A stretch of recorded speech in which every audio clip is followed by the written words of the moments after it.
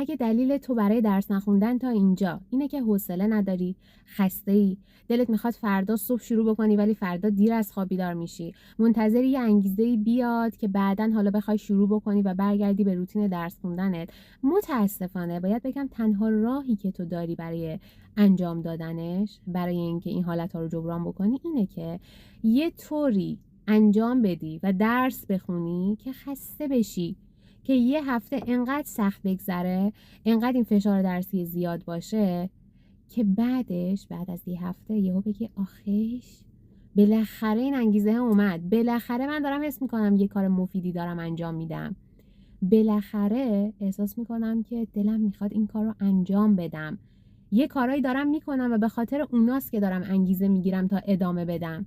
هیچ راه دیگه ای وجود نداره. یه سری وقتا بچه‌ها جونم ما ممکنه که خودمون ته قلبمون بدونیم که من دارم بهونه میارم که میگم نمیشه، که میگم دیوار کجه نمیتونم، زمین صاف نیست نمیتونم، نمیدونم فلان چیز رو ندارم نمیتونم. یه وقتایی این شکلیه واقعا و اگر توی این حالت قرار دارین دیگه وقتشه که با خودتون جدی‌تر صحبت کنید. دیگه وقت این نیستش که با خودتون مهربون باشین. اگر شما الان با خودتون جدی صحبت نکنید، اگر کاری که الان لازمه رو انجام ندید، پس فردا پشیمون میشید.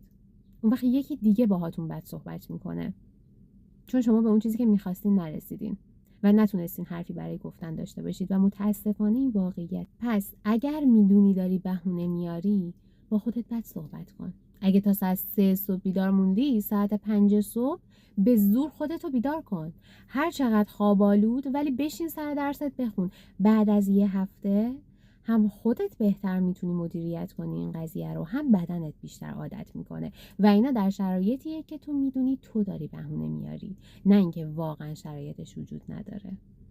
اما یادت نره که حتما برگردی و پست قبلی منو ببینی که روشی که باید دنبال کنی رو درست انتخاب کنی.